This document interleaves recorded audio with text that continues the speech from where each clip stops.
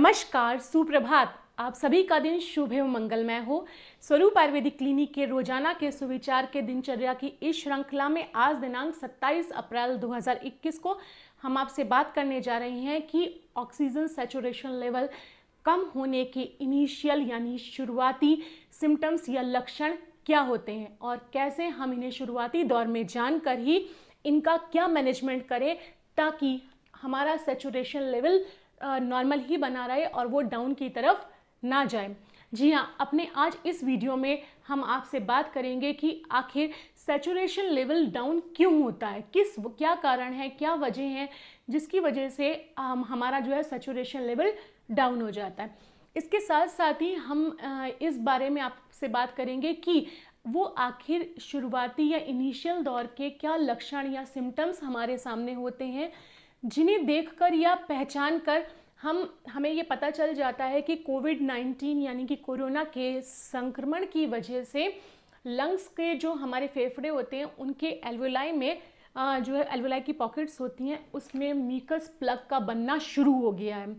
और साथ ही साथ ये म्यूकस प्लग के बनने की वजह से अब जो है सैचुरेशन लेवल कभी भी जो है वो डाउन की तरफ जा सकता है और हमारे लिए कॉम्प्लिकेशंस या परेशानी खड़ी कर सकता है। तो इनिशियल लेवल पे हम इसे कैसे पहचान जाएंगे उन लक्षणों के बारे में हम आपसे बात करेंगे। साथ ही साथ हम आपसे ये भी बात करेंगे कि अगर शुरुआती दौर में हमें ये लक्षण मालूम चल जाते हैं, जैसे कि हमें पता चल गया कि हाँ ये लक्षण देख के हमें पता चल रहा है कि अब जो है इसमें हमारे फेफड़ों के अंदर जो है वो लंग्स के एल्वोलाई में म्यूकस फॉर्मेशन होनी शुरू हो गई है। तो अगर हमें कोई चीज़ शुरुआती दौर में ही पता चल जा रही है तो उसका मैनेजमेंट थोड़ा आसान होता है उस कंडीशन की बजाय जब ये बहुत ज़्यादा बन चुका हो। तो अगर हम शुरुआती दौर में इसके लक्षण देख लेते हैं तो उस कंडीशन में हमें पैनिक ना होते हुए क्या मैनेजमेंट करना है, क्या उपाय करने हैं जिससे कि वो म्यूकस जो बनना शुरू हुआ है अभी वो शुरुआती दौर में वहीं डिज़ोल्व हो जाए, वहीं स्टॉप होकर डिज़ोल्व हो जाए और आगे जाकर म्यूकस प्लग ना बनाते हुए सैचुरेशन लेवल को डाउन ना करें। साथ ही साथ हम ये भी जानेंगे कि यदि अगर SpO2 लेवल कम हो जाता है तो हमें उस स्टेज पर क्या करना है। तो हमें पैनिक नहीं होना है, यहाँ पर हम इन्हीं स्थितियों के बारे में थोड़ा सा जानेंगे। तो सबसे पहले हम आपसे बात करते हैं कि आखिर ये सैचुरेशन लेवल डाउन क्यों होता है, क्योंकि अगर हमें कारण पता होगा तो ही हम उसका कोई उपाय ढूंढ पाएंगे, या तो हम उसे रोक पाएंगे, उस चीज़ को होने से प्रिवेंशन कहते हैं, प्रिवेंशन कर सकेंगे, और यदि हो भी जाता है तो हम उसे की रोकथाम कर पाएंगे अगर हमें ये पता होगा कि आखिर ये हो क्यों रहा है। तो सबसे पहले हम जानेंगे कि आखिर ये सैचुरेशन लेवल डाउन हो क्यों जाता है कोविड-19 की कंडीशन में। एक्चुअली क्या होता है कि जो हमारा शरीर है, हमारे शरीर में नॉर्मल साइकिल के रूप में ही म्यूकस की फॉर्मेशन होती रहती है पूरे शरीर के अंदर जगह जगह पर।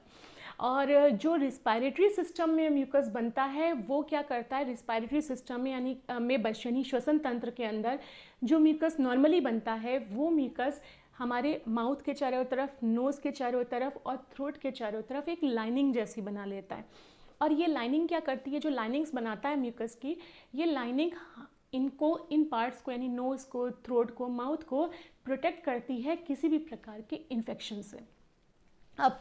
लेकिन अगर किसी कंडीशन में किसी भी वजह से लंग्स के अंदर बनने वाला ये म्यूकस का फॉर्मेशन जो हो रहा है, ये म्यूकस फॉर्मेशन, इसका प्रोडक्शन जो है वो अत्यधिक मात्रा में हो जाए, बहुत ज़्यादा बनने लग जाए, तो क्या होता है, जो बहुत ज़्यादा बन जाएगा तो वो एक्सेस में बनने वाला म्यूकस कहीं तो जाकर स्टोर होगा ही होगा। तो ये क्या करता है कि ये म्यूकस जाकर जो लंग्स के एल्वोलाई होते हैं यानी कि एल्वोलाई की जो पॉकेट्स होती हैं उन एल्वोलाई की पॉकेट्स में जाकर लंग्स में स्टोर हो जाता है, इकट्ठा होने लगता है। अब आप यूँ समझिए और हो जाता है। अब होता क्या है कि जो एल्वोलाई की पॉकेट्स होती हैं, इन पॉकेट्स के चारों तरफ जो लाइनिंग्स होती हैं वहाँ से ऑक्सीजन और कार्बन डाइऑक्साइड का ट्रांसपोर्टेशन होता है और हम जो है आसानी से हमें ये ट्रांसपोर्टेशन चलता रहता है। लेकिन जब यहाँ पर एल्वोलाई में म्यूकस जमने लगता है तो वो रास्ता जो है वो पाथ वो ब्लॉक होने लग जाता है, जिसकी वजह से क्या होता है कि ये ऑक्सीजन और कार्बन डाइऑक्साइड का ट्रांसपोर्ट प्रॉपर वे में नहीं होता और जब ये प्रोडक्शन बढ़ता चला जाता है, फॉर्मेशन इसकी म्यूकस की ज़्यादा होने लगती है, अगर हम इसको इनिशियल लेवल पे थोड़ा है रोक लें तो ठीक है, अगर हम इसको इनिशियल लेवल पे नहीं रोकते हैं तो क्या होगा, ये धीमे धीमे बढ़ता चला जाएगा और पूरी एल्वेलाई की पॉकेट्स के अंदर पूरा ब्लॉक कर देगा इसको। अब जब ये पूरा ब्लॉक हो जाता है तो फिर ऑक्सीजन और कार्बन डाइऑक्साइड का ट्रांसपोर्ट वहाँ पे क्या होता है, ऑलमोस्ट बिल्कुल रुकने लग जाता है, जिससे हमारा क्या होता है, सैचुरेशन लेवल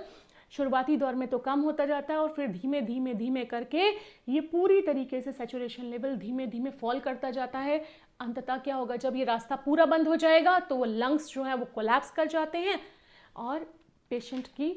जो है वो डेथ हो जाती है। तो हमें क्या करना है,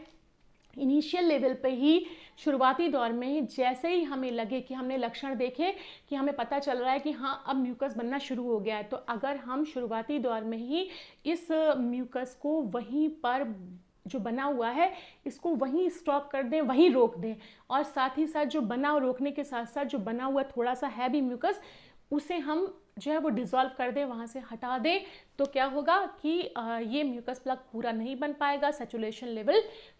डाउन की तरफ नहीं जाएगा और हमारी सैचुरेशन पूरी तरीके से मेंटेन रहेगी और हमें किसी भी ऑक्सीजन की या वेंटिलेटर की ज़रूरत नहीं पड़ने वाली। लेकिन ये सब चीज़ें तभी पॉसिबल होंगी कि अगर आपको इन्फेक्शन हुआ है तो बिल्कुल सतर्क रहिए, घबराइए नहीं, डरिए नहीं। इनिशियल तौर पे शुरुआती दौर में ही आप अगर घर पे भी हैं, होम आइसोलेशन में हैं, तो अपने लक्षणों को डेली देखते रहिए। अगर आपको इनमें से कोई भी लक्षण मिलता है तो तुरंत सतर्क हो जाइए और सतर्क होकर भी आपको क्या क्या करना है मैं इस वीडियो में आपको बता रही हूँ। तो चलिए अब हम जानेंगे कि वो लक्षण या सिम्टम्स क्या हैं जिन्हें देखकर हमें ये पता चल जाए कि अब म्यूकस प्लग वहाँ पे यानी म्यूकस फॉर्मेशन, म्यूकस का जमना शुरू हो गया है और अब हमारा एक्टिव मोड स्टार्ट हो जाना चाहिए। तो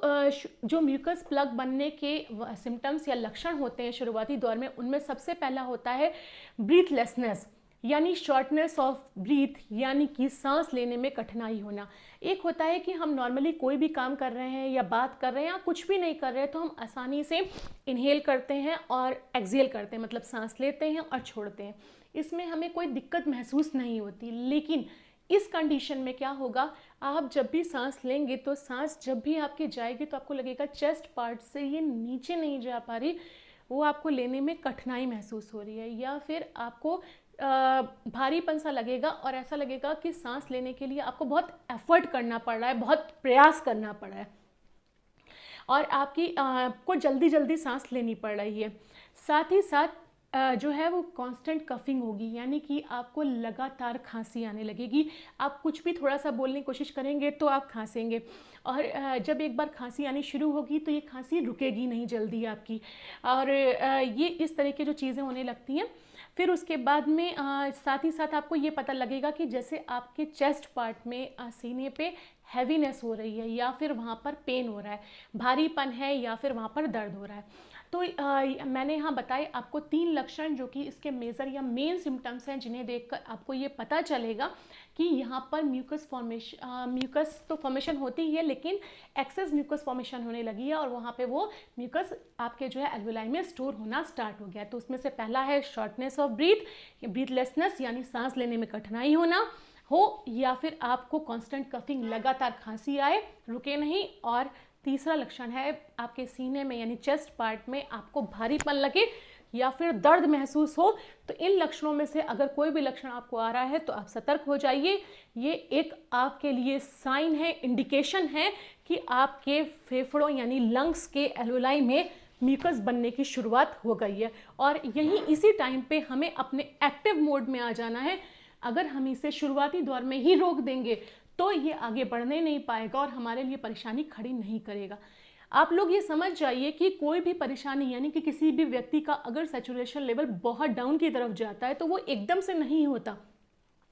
हमें शुरुआती दौर के इंडिकेशंस हमेशा दिखाई देते हैं, बट होता क्या है कि या तो हम उनके बारे में जानते नहीं हैं या फिर हम उन्हें इग्नोर करते रहते हैं। तो यहाँ पर हमें दोनों ही बातें नहीं करनी, क्योंकि मैं आपको यहाँ पर बता रही हूँ वो सिम्टम्स जिन्हें देखकर आपको समझ में आ जाएगा कि ऐसी प्रोसेस म्यूकस जमने की प्रोसेस वहाँ पे शुरू हो गई है और आप इग्नोर बिल्कुल नहीं करेंगे। तुरंत सतर्क होकर जो मैं आगे आपको बताने जा रही हूँ उपाय, वो तुरंत कर दीजिए। अगर आप इनिशियल लेवल पे इसे कर देते हैं तो मैं यही कहूँगी आपसे कि ज़रूर से ज़रूर ऐसा होगा कि आपका सैचुरेशन लेवल जो है वो डाउन की तरफ नहीं जाएगा और आपको किसी भी ऑक्सीजन इनहेलेशन की ज़रूरत नहीं पड़ेगी। तो जैसे ही हम ये 3 लक्षण देखेंगे कि सांस लेने में कठिनाई हो रही है या सीने में दर्द हो रहा है या फिर जो है लगातार खांसी हो रही है, तो तुरंत हमारा ये समझ जाना होगा हमें कि अब म्यूकस बनने लगा है और अब हमें तुरंत एक्टिव मोड में आ जाना है। और यहीं पर हमें कुछ प्रयास करने होंगे इस म्यूकस का जो प्लग बनने लगा है इसको स्टॉप करने के साथ ही साथ इसको डिसॉल्व करने के, ताकि जो है वो सैचुरेशन लेवल हमारा डाउन ना हो। तो चलिए आइए अब हम बात करते हैं उस मैनेजमेंट की जहां पर हमें ये इनिशियल सिम्टम्स दिखाई दे गए। अब हमें बिना पैनिक हुए सतर्क रूप में सावधानी पूर्वक क्या क्या प्रयास करने हैं। सबसे पहला काम हमें करना है कि हमें अपने पेशेंट को गुनगुना पानी तुलसी के पत्ते डालकर पीने के लिए देना है। मेरी बात ध्यान से समझिएगा, मैंने तुलसी के पत्ते डालकर पानी उबालने के लिए नहीं कहा है। मैंने कहा है कि गर्म पानी में तुलसी के पत्ते डाल दीजिएगा और वो गर्म पानी, गुनगुना पानी पेशेंट से बोलिए हर थोड़ी थोड़ी देर पर पीता जाए, क्योंकि ये वहाँ जमे हुए म्यूकस को निकालने में सबसे अच्छी आपकी मदद करेगा। तो इसको चाहे आपको प्यास लगे या ना लगे, आपको अच्छी मात्रा में ये तुलसी का गुनगुना पानी पीना है। साथ ही इसके बाद अब आपको करनी होगी धूमपान की एक क्रिया। धूमपान करने के लिए मैं यहाँ आपको कुछ ड्रग्स बता रही हूँ। उन ड्रग्स को आप पहले से ही अपने घर पे स्टोर करके रख लीजिए, क्योंकि अगर हमारे पास सारा सामान इकट्ठा होगा तो उस वक्त पे हम घबराएंगे नहीं। अगर ये सामान आपके लिए उसमें सीज़न में अगर मान लीजिए आपको बाई चांस ज़रूरत ही नहीं पड़ती, इस धूम में जो मटेरियल बताने जा रही हूँ, द्रव्य बताने जा रही हूँ, इसकी आपको ज़रूरत ही नहीं पड़ने पाती और आपका पेशेंट बिल्कुल ठीक रहता है, तो भी आपका ये द्रव्य खराब नहीं जाएंगे। क्योंकि कभी ना कभी सर्दी वगैरह के मौसम में हमें फ्लू तो नॉर्मली हो ही जाता है, हमें कोल्ड हो जाता है, तो भी आपके ये प्रोसेस काम आएगी। आपको फ्लू हो उस कंडीशन में आप तुरंत यानी आपको जुकाम हो जाए, तुरंत आप ये धूमपान की क्रिया करेंगे तो भी आपको तुरंत जुकाम में आराम मिल जाएगा। तो ये आपकी चीज़ खराब नहीं होने वाली और यहाँ पर आपके पास तैयारी रहेगी पूरी। अगर आपको सिम्टम्स यानी लक्षण दिखाई देते हैं तो तुरंत ये प्रोसेस कर लीजिए। अब इस धूमपान की क्रिया के लिए जो आपको द्रव्य चाहिए वो है तुलसी के बीज या फिर तुलसी के सूखे हुए पत्ते। आपको लेनी है काली मिर्च 100 ग्राम, आपको लेनी है लौंग 150 ग्राम, दालचीनी 150 ग्राम, मुलैठी 150 ग्राम, तेजपत्ता 150 ग्राम, बड़ी इलायची 20 ग्राम, जायफल संख्या में 5 लेने हैं, पिपली लेनी है आपको 150 ग्राम और सौंठ लेने हैं आपको 150 ग्राम। इन सभी द्रव्यों को आप मिला देंगे। मिलाने के बाद आपको यवकुट फॉर्म में इन्हें तोड़ना है। यवकुट से मतलब होता है महीन पाउडर नहीं करना, बल्कि इसे मोटा मोटा आपको करना होगा। आप ये करके एक डिब्बे में स्टोर करके रख दीजिए। अब हम बात करते हैं कि आखिर हमें धूमपान की क्रिया करनी कैसे है। तो जैसे ही आपको लगा कि आपको इनिशियल लेवल पे इसके सिम्टम्स दिखाई दे रहे हैं, तो बस मैंने आपको पहले भी अपने वीडियो में बताया था, आपको लेना है हुक्का। आसानी से कहीं भी मिल जाता है, अमेज़ॉन पे आपको ऑनलाइन भी ये मिल जाएगा, ऑनलाइन भी इजीली मिल रहा है, नहीं तो आपके घर के आसपास कहीं पर शॉप हो वहाँ ये मिल जाए, या फिर आपको कोई बड़ा वाला जो पहले तांबे वगैरह के आते थे वो मिल जाए तो आप वो ले लीजिए। सिंपल में मैं यहाँ पर यही यूज़ करके बता रही हूँ। वो जो मैंने आपको द्रव्य बताए वो थोड़े से द्रव्य 1 चम्मच के आसपास आप इसके ऊपर डाल देंगे। इसमें नीचे की तरफ आपको पानी भरना है। ये भरने के बाद मैंने यहाँ पर, अगर आपके पास कपूर का तेल है तो कपूर का तेल इस पर डाल दीजिए, थोड़ा सा, आधा चम्मच जितना, और नहीं है तो मैंने यहाँ पर एक छोटा सा कपूर का टुकड़ा लिया है और इसे मैं रख कर अब बीचों बीच रख दूंगी और इसे अब मैं जला दूंगी। जब मैं इसे जलाऊंगी तो ये देखिए, जैसे ही ये जलेगा वैसे अब हमें क्या करना है, इसमें एक पाइप अटैच होता है। ये पाइप अटैच है नीचे की तरफ, ये देखिए मैं दिखा रही हूँ आपको, ये पाइप अटैच है और नीचे पानी भरा हुआ है। अब जैसे जैसे ये जलता जाएगा, अब हमें क्या करना है, अपने एक नॉस्ट्रल यानी कि नाक के छिद्र को बंद करिए ऐसे, और इस नाक पे इस पाइप को लगा के आपको तेजी के साथ प्रेशर से इसे इनहेल करना है, खींचना है इस हर्बल फ्यूम्स को। ध्यान रखिए ये धुआं आपको नुकसान नहीं देगा, क्योंकि इसके अंदर सारे द्रव्य जो हैं वो केमिकल्स ना होकर बल्कि ये सारे के सारे हर्बल्स हैं, और वो हर्बल्स हैं जो कि हमारे लंग्स के लिए बेहद ज़्यादा फायदेमंद होते हैं। और जब इनका फ्यूम्स अंदर जाएगा तो वो हल्का गर्म होगा, और साथ ही साथ जब प्रेशर के साथ जाता है तो वहाँ जमे हुए म्यूकस को ये तोड़ने लगता है, तितर बितर करने लगता है, और हमारा सैचुरेशन लेवल नॉर्मल आने लगता है। देखिए मैं प्रोसेस करने जा रही हूँ।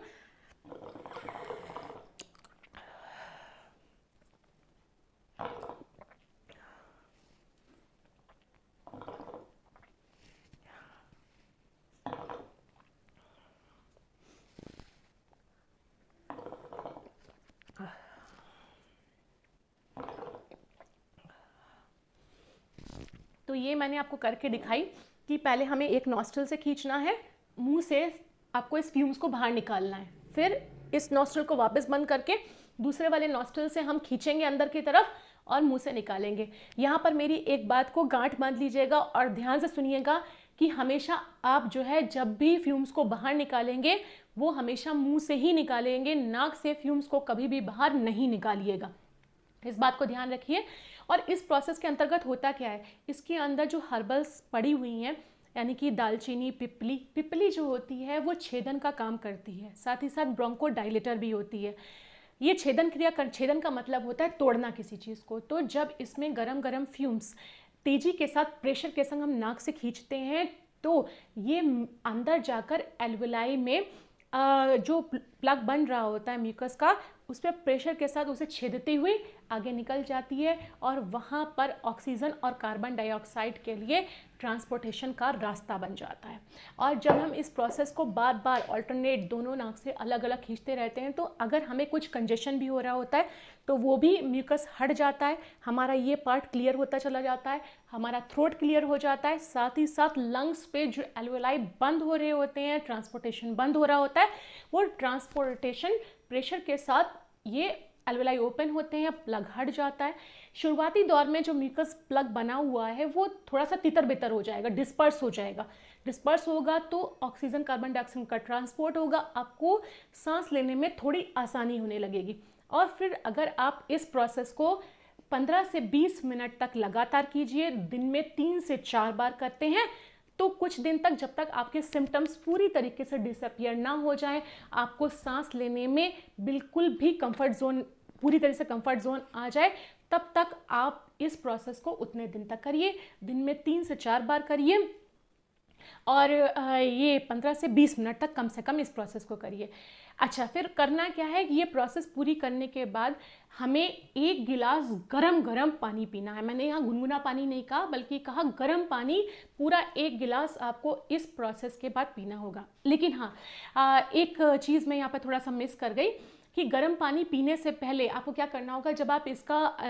फ्यूम्स का धूमपान करते हैं तो इनमें जो पड़े हुए द्रव्य हैं, जैसे पिपली है, काली मिर्च, उसकी वजह से गले में, थ्रोट में हमारे थोड़ी सी इरिटेशन होने लगती है, मिर्च जैसी लगती है। तो हमें करना क्या है कि मुलैठी पाउडर जो आता है वो हमारे घर में आसानी से मिल जाता है, नहीं तो आसपास पंसारी से मिल जाएगा।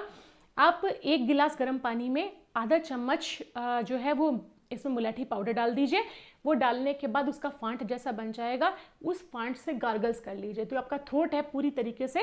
क्लीन हो जाएगा। उसके बाद आपको 1 गिलास गरम गरम पानी पीना है। तो यहाँ पे स्टेप मेरा छूट गया था, मैं फिर से रिपीट करती हूँ कि पहले आप धूमपान करेंगे, और धूमपान करने के बाद में आप जो है इसमें वो यष्टि मधु यानी कि मुलैठी के फांट से गार्गल्स करेंगे। वो करने के बाद आप जो है 1 गिलास गरम गरम पानी पिएंगे। और अब करना क्या है, गरम पानी पीने के बाद आप जो है प्रोन पोजीशन में आप उल्टे होकर लेट जाएंगे। जब आप ऐसा करते हैं तो देखिए थोड़ी देर में ही आपका जो सांस लेने में कठिनाई हो रही थी वो पूरी तरह से नॉर्मल हो जाएगी। आप बिल्कुल नॉर्मल फील करने लग जाएंगे, और दिन में 3 से 4 बार करते हैं तो आपको कोई परेशानी रहनी ही नहीं है। तो यहाँ हमने बात की इस बारे में कि क्योंकि कहते हैं ना कि कोई चीज़ अगर मर्ज कोई यानी कोई बीमारी अगर हमें शुरुआती दौर में ही पता चल जाए और हम उसका इलाज कर दें तो वो कभी भी अपना विकराल रूप धारण नहीं करती। ठीक वैसे ही सैचुरेशन लेवल डाउन होने के साथ साथ भी है। अगर हमें शुरुआती दौर में इसके जो लक्षण यहाँ पर बताए हैं इनका हम ध्यान रख लें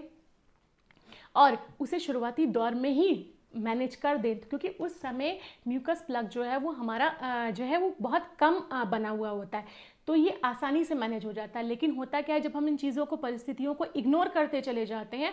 तो ये म्यूकस प्लग बहुत ज़्यादा बढ़ जाता है, जिसकी वजह से हमें सैचुरेशन लेवल डाउन हो जाता है और फिर वहाँ पर कोई भी चीज़ काम नहीं कर पा रही होती है और हमें ऑक्सीजन इनहेलेशन की ज़रूरत पड़ती है। तो इसके साथ साथ ये भी ये चीज़ है कि लेकिन अगर मान लीजिए बाय चांस आपके मरीज़ के संग ऐसा हो भी जाए कि उसका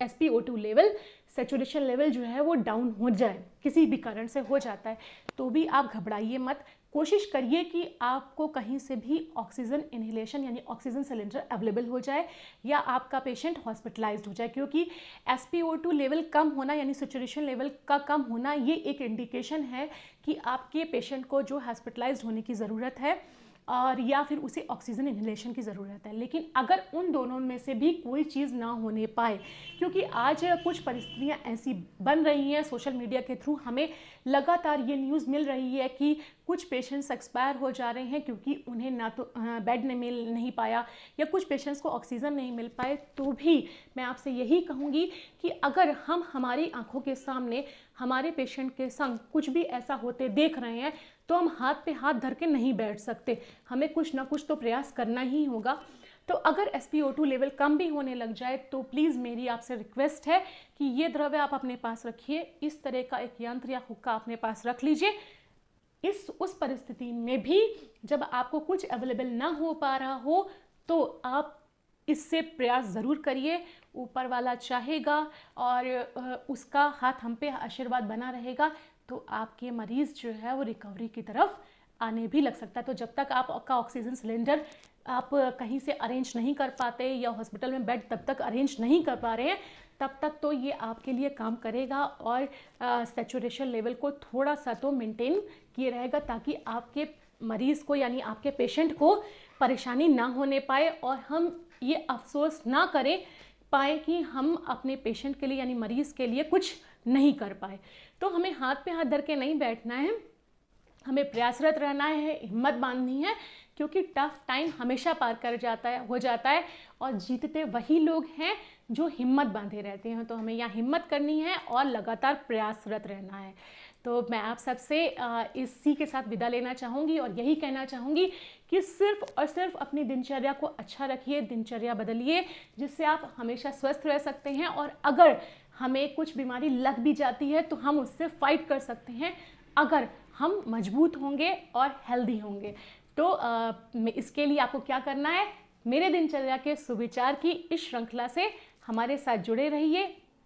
दिनचर्या बदलिए और हमेशा स्वस्थ रहिए। धन्यवाद।